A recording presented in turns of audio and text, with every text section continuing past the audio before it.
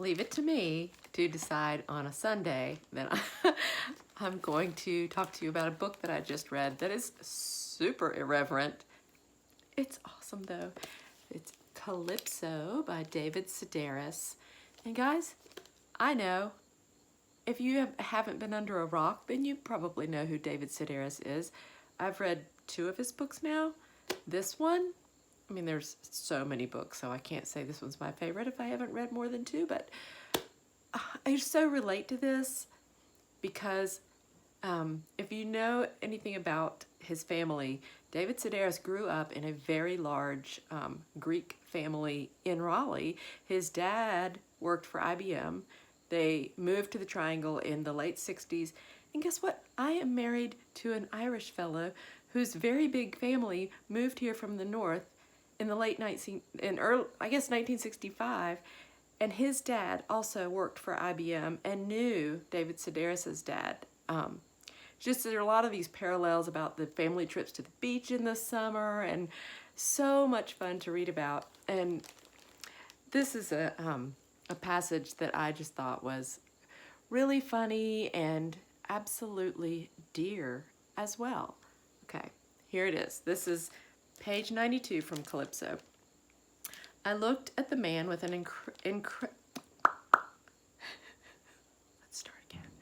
I looked at the man with an incredulity that bordered on anger. Snapping turtles don't play, I said, not even when they're babies. They're reptiles. Okay, here's the paragraph. Can you believe it? I said to my father when I got back to the beach house that evening. He was standing beside the sofa wearing a shirt that I had clearly thrown away in a trash can in the summer of 1990 and enjoying a glass of vodka with a little bit of water in it. All around him, people were helping with dinner. Lisa and Amy were setting the table while Gretchen prepared the salad, and Paul loaded his juicer with something that looked like dirt. Hugh brought fish up from the grill, and as Kathy and Madeline rounded up the chairs, I put on some music. "Attaboy," my father said. "This is just what we needed. Is this Hank Mobley?" "It is," I told him. "I thought so. I used to have this on reel-to-reel tape."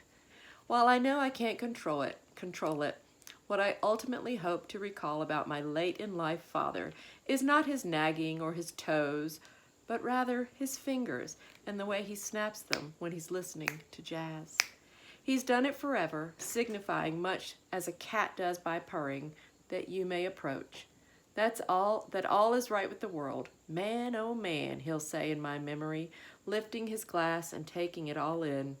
Isn't that just fantastic?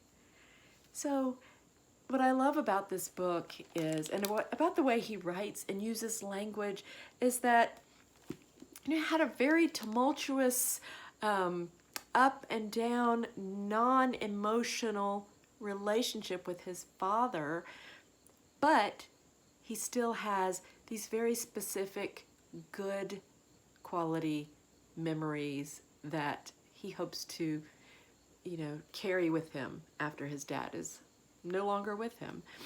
And I think that we can all take something from that. We all have relationships in our lives that aren't as smooth as we might like them to be, but there's always something good we can take away. And the other thing I really love about David Sedaris and the way that he writes is that he can be so delightfully off color, so dark, but it's so different from being inappropriate or vile, I guess is a word I could say.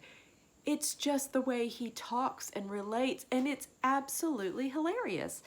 I highly recommend Calypso by David Sedaris. Summer's not over yet. It's a good summer read, and if you need something for the fall, that's good too. I'll see you guys on Tuesday. Like and subscribe. Thank you.